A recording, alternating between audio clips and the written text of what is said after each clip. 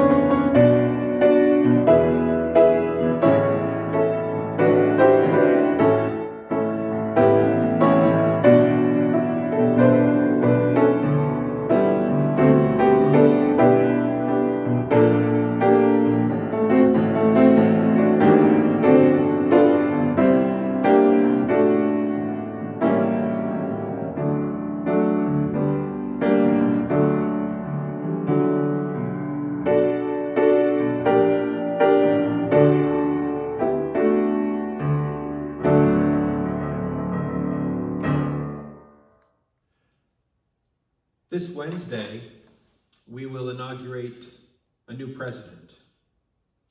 For some, this is cause for joy, hope, maybe relief. For others, it is a source of anger, frustration, or outrage. For others still, it may be met with apathy, a sense that nothing is really going to change. I've mentioned several times in the past few years how divided I feel that our nation is and continues to be. The last 12 months have certainly underscored this. We call ourselves Americans. People will often shout, "USA," in their patriotic fervor. But these are essentially nicknames. Our official name, our formal name, is the United States of America. And it occurred to me while driving to work the other day that hearing this term in relation to the growing divisions in our country sort of feels like when our mothers would call us by our full names when we did something wrong. Hearing ourselves referred to as the United States of America might give us pause to cringe. It reminds us that we are supposed to be united, but we don't act like it. Maybe it makes us feel like pointing to some of our fellow American siblings saying, "I try to be united." They're the ones who don't want to be united. And like siblings often do, they could point back and accuse us of the same thing. Who's right? Who's wrong? Despite calls for healing and unity after a bitter, tumultuous election, we remain divided and it keeps getting worse. I get tired of talking about it. I suspect that some of you probably get tired of hearing me talk about it, to be fair. But I keep doing it because I love this country. And I know you love this country. And I think we want to see it get better. But how do we go about it? I don't have any brilliant answers. I certainly don't expect that inaugurating a new president is going to be the instant cure for what ails the country. All I can offer you is a lesson told in 2 stories. Most, if not all of us, know that in the Bible, Jesus called 12 disciples to follow him. There's a lot of symbolism in that number. Among other things, there were 12 tribes of Israel, but traditionally, it's 12 men. They were a mixed bunch, to say the least. Some of them were what we would call blue collar. A few were white collar. Some were likely illiterate. Peter, a fisherman, seems to be the first among equals, the rock upon which Jesus says he will build his church. There are the brothers, John and James, the sons of Zebedee, who Jesus calls the sons of thunder because of their devotion to the Spirit. Matthew was a tax collector, and he would have been viewed with suspicion. Tax collectors were thought of as collaborators with the Roman authorities, traitors to be hated. And yet Jesus chose him. He chose Matthew. On the other extreme, Simon was a member of a sect known as the Zealots. It's part of how we get the word zealot. It's where we get it from. But the Zealots were a group dedicated to the overthrow of Roman oppression, even by violence if necessary. Thomas is perhaps best known for his skepticism. Judas seems to have been of a higher economic class. But either way, he goes on to betray Jesus. Did Jesus know that was going to happen? In any event, these 12 men left behind everything to follow and learn from Jesus for at least 3 years. They were a diverse bunch, to say the least.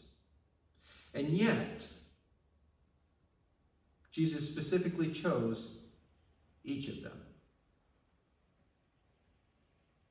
My second story is much closer to the present time.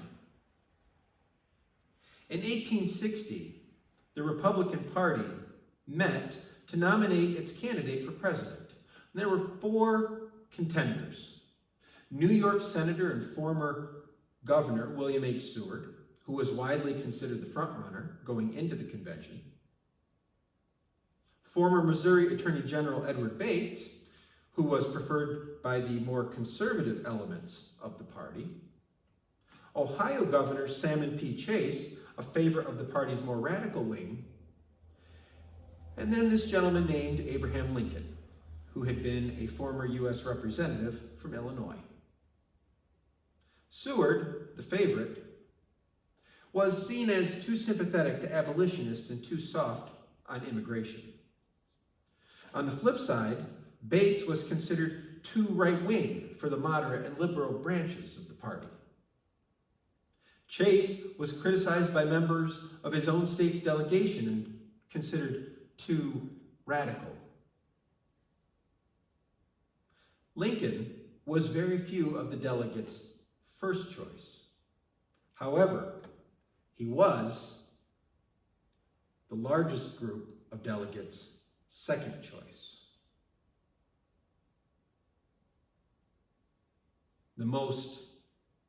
The one that most of them could live with, as it were. And as a result, he received the nomination and went on to become president. What you may or may not know is that the other potential nominees all would serve in Lincoln's cabinet. Seward became the Secretary of State. Bates became Attorney General, and Chase went on to be Treasury Secretary. Abraham Lincoln's cabinet was comprised of men who had been his political rivals. He once said that we need the strongest men of the party in the cabinet. We needed to hold our own people together. I had looked the party over and concluded that these were the very strongest men. Then I had no right to deprive the country of their services. Abraham Lincoln was able to form a coalition of men of different philosophical and political leanings and work toward the good of a nation torn by civil war. Some of these men had initially doubted or even disliked Lincoln. In fact, Salmon P. Chase had thought to undermine and oppose Lincoln for the party's nomination in 1864. Despite this betrayal, Lincoln nominated Chase to the Supreme Court when a vacancy became available because he believed that Chase would be the best man to help secure the rights of newly freed Black Americans. What is my point in telling you these two stories? Well, it's to highlight a lesson that we would do well to learn as we look to Inauguration Day and the days and weeks and months and, yes, years ahead. These men, the disciples, Lincoln's cabinet, were not all cut from the same cloth. They were different, in some cases very different. They were chosen because their leaders felt that they were best suited for the work ahead. Yes, they were a diverse group who likely didn't always see eye to eye. You can certainly imagine Lincoln's cabinet members arguing, and you can probably, if you think about it, imagine Jesus' disciples going round and round and bickering.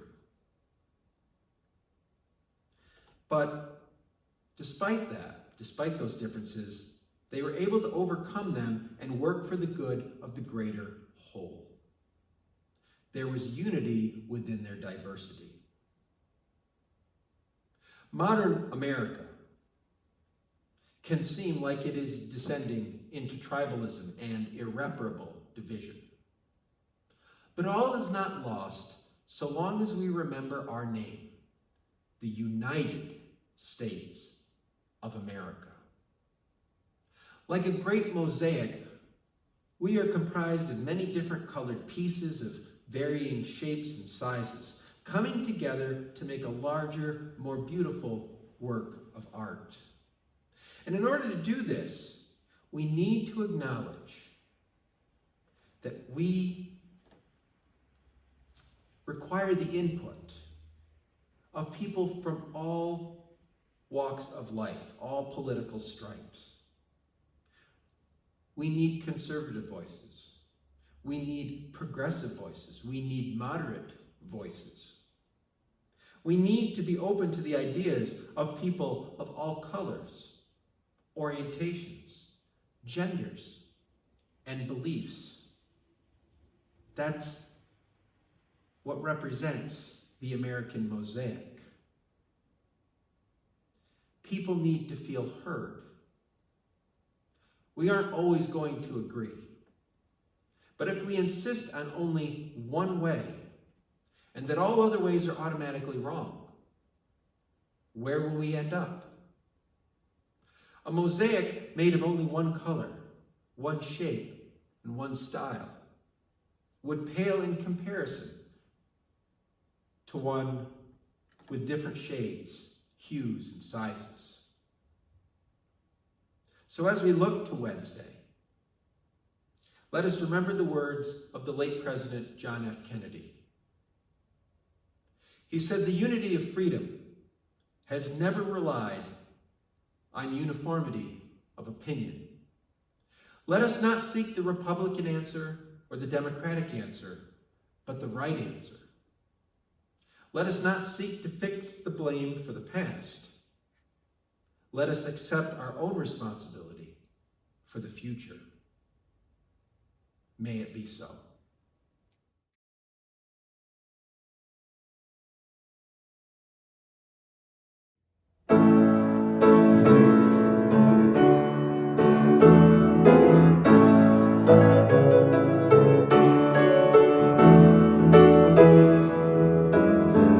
Come live in the light, shine with the joy and the love of our God. We are called to be light for the kingdom, to live in the freedom of the city of God. We are called to act with justice. We are called to love tenderly. We are called to serve one another, to walk humbly with God.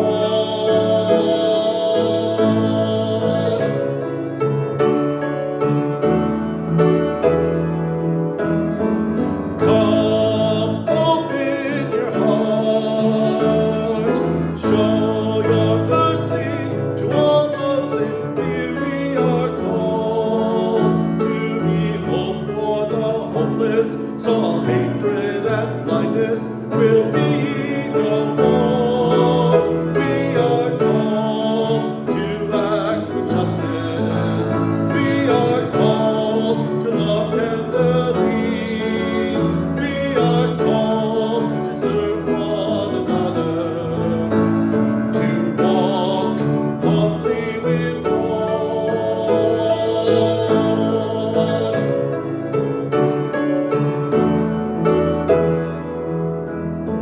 Sing, sing a new song. Sing of that great day when all will be one. God will reign, and we'll walk with each other as sisters and brothers, united in love. We are called to act with justice. We are called to love tenderly. We are called to serve one another, to walk humbly with God.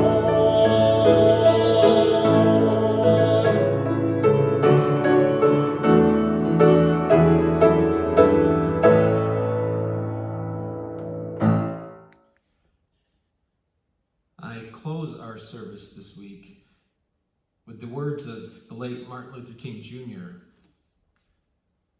who we remember tomorrow.